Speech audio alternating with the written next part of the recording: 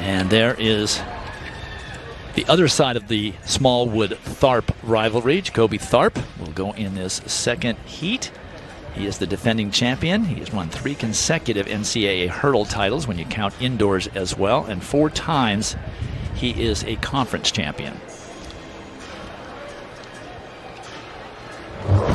Jacoby Tharp, really special. Look at this resume that he brings. Just a junior for Leroy Burrell, and a great rivalry between he and Smallwood. He just watched Smallwood drop a 13:02 right in front of him. His personal best, Tharp's, is 13:01. Well, if Jacoby does anything, it's answer the call, step up.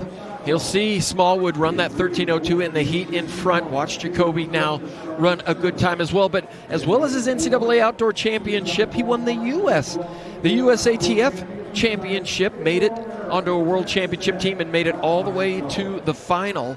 But he was the first collegiate to win the senior title since Greg Foster did it clear back in 1978. It's here, but Jacoby Tharp has turned away all competitors this season and most of last on the Bowerman watch list. He knows to win that award, he needs to be perfect. Just a reminder, Trey Cunningham has the fastest time in the world this year at 12:98. The former Florida State standout, having a great early outdoor season. So Tharp in the middle in 5, Snow in 4 on his left, and the DeMario Prince on his right.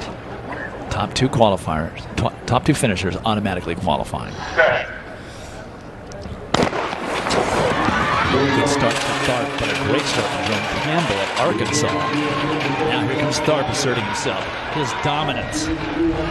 He just made an amazing move between hurdle 3 and 4, and he was going for that time. Look at this. If it's not windy, it's a world record. 12:75 with 1 meter per second of wind. That is insane. He improves his lifetime best by more than 1/4 of a second in a semifinal and breaks Aries Merritt's world record. Well, that is going to be a shot heard around the world, and he said coming into these championships that he thought he could go under 13 flat. But conditions have been right tonight. There's hardly any wind out there.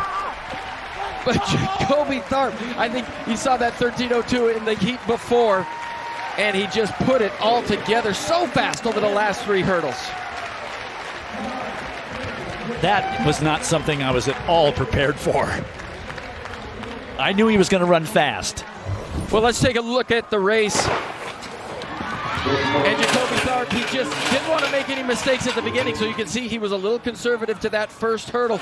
Ran with everybody for the first 4 hurdles, but look how he pulls away from everybody here. This is a fantastic hurdle group who ran fantastic times, but Tharp just runs away from him over the last 3 hurdles. And when I look back on the world records that I certainly have seen, and that's Aries Merritt and guys like Roger Kingdom, they've really charged hurdle 10 and then just run off that last hurdle. And he could have backed off. He could have eased off and certainly got through, but he knew he had a good one going, and he runs away. He runs himself into a new world record. How did he come back and run a final after that? Hey, it doesn't make him the champion. It just makes him the world record holder, right? It just makes him an automatic qualifier. Well, that is one of the more exciting things I've ever witnessed. And totally unexpected. Not that he wasn't capable, we know that.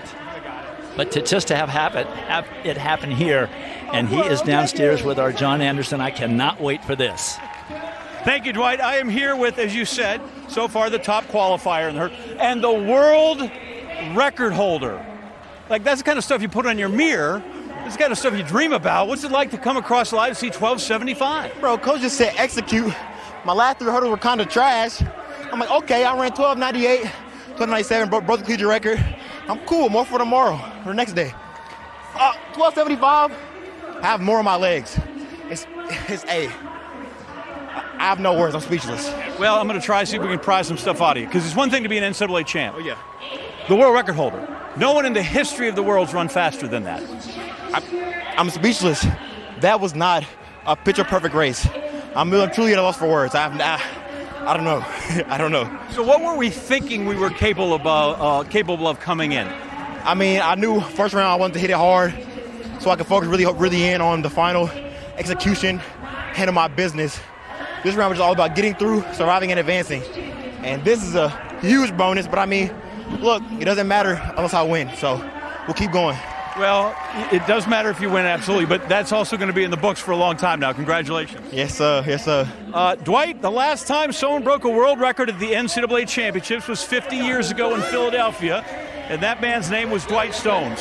And now we have a new one, Jacoby Tharp, 1275. And I said it would never happen, and he just proved me wrong. But it took him 50 years to prove me wrong. But he has the right attitude. He still has a final that he has to run on Friday.